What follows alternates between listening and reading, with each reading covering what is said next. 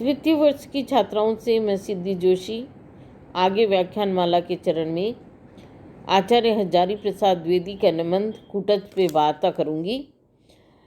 कुटज निबंध ललित निबंधों की श्रेणी में रखा जा सकता है।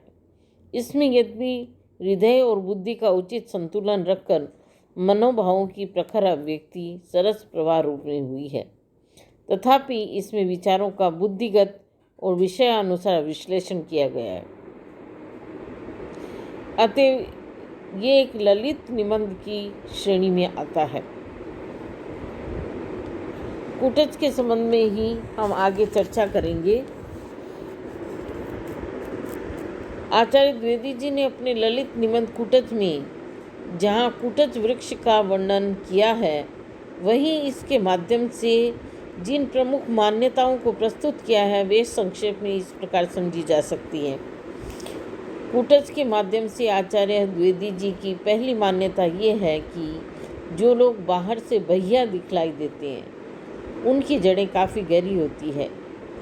गर्मी का ताप सहकर भी अपनी इच्छा से फलते फूलने वाला कुटज और शिवालिका की चट्टानों में उगने वाले अन्य वृक्ष भी बाहर से बहिया लगते हैं, किंतु उनकी जड़ें गहरी हैं। तभी तो वे पत्थर की छाती फोड़कर उसमें से अपने लिए रस निकाल लेते हैं। ऐसे ही रस व्यक्ति को जीवन में से खींच लेना चाहिए, ये एक मान्यता है। दूसरी मान्यता ये है कि शिवालिका की सूखी नीरस पहाड़ियों पर पूरी मुस्कुराहट के साथ उगने वाले ये वृक्ष द्वंद्व रहित हैं।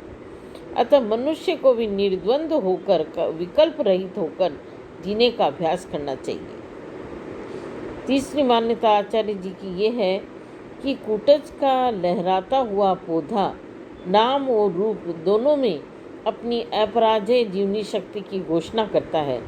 व्यक्ति को भी व्यर्थ के प्रपंचों में न पड़कर अपनी अपनी जीवनी शक्ति को घोषित करना चाहिए। आचार्य द्विवेदी जी की चौथी मान्यता ये है कि कुटज में दुरंत जीवनी शक्ति है। ऐसी ही जीवनी शक्ति व्यक्ति को अपने भीतर विकसित करनी चाहिए। कारण यह है कि जीवन भी एक कला है, बल्कि कला ही नहीं तपस्या है। आचार्य द्विवेदी जी की पांचवी मान्यता ये है कि व्यक्ति को अपना दृष्टिकोण ऐसा बनाना चाहिए कि वह अपने तक सीमित न रहे, अपने में सबको देखे और सब में अपने आप को, तभी उसे सुख और आनंद प्राप्त हो सकता है। अपने आप को दलित द्राक्षा की भांति निचोड़कर जब तक व्यक्ति निछावर नहीं कर देता, तब तक वह व्यापक सत्य वाला व्यक्ति नहीं बन सकता है। द्विवेदी जी की छठी मान्यता ये है कि जीवन में कुटज की भांति चाहे सुख हो या दुख, प्रिय हो या अप्रिय, जो मिल जाए उसे शान के साथ हृदय से बिल्कुल अपराजित होकर उल्लासपूर्वक ग्रहण करो और हार मत मानो। यही जीवन का मर्म है। आचार्य द्विवेदी जी की सातवीं मान्यता ये है कि कोई व्यक्ति किसी का उपकार नहीं कर सकता और न अपकार कर सकता है। मनुष्य तो विधाता की योजना के अनुसार अपना जीवन जीता रहता है, अतः उसे अभिमान नहीं करना चाहिए। इसके साथ ही दुख और सुख तो मन के विकल्प हैं। सुखी वह है जिसका मन वश में रहता है और दुखी वह है जो परवश है। जैसे कुटज की एक मनोवृत्ति है, उसकी मनोवृत्ति की तरह मनुष्य को भी अपनी मनोवृत्ति बना लेनी चाहिए। हर परिस्थिति में उसे समदर्शी बना रहना चाहिए।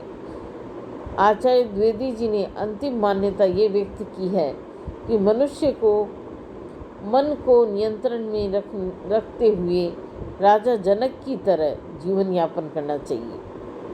संसार में रहकर भी सारे भोगों को भोगते हुए उनमें गहरी आसक्ति व्यक्त नहीं करनी चाहिए। यही जीवन का रहस्य है। कुटज भी यही संदेश देता है।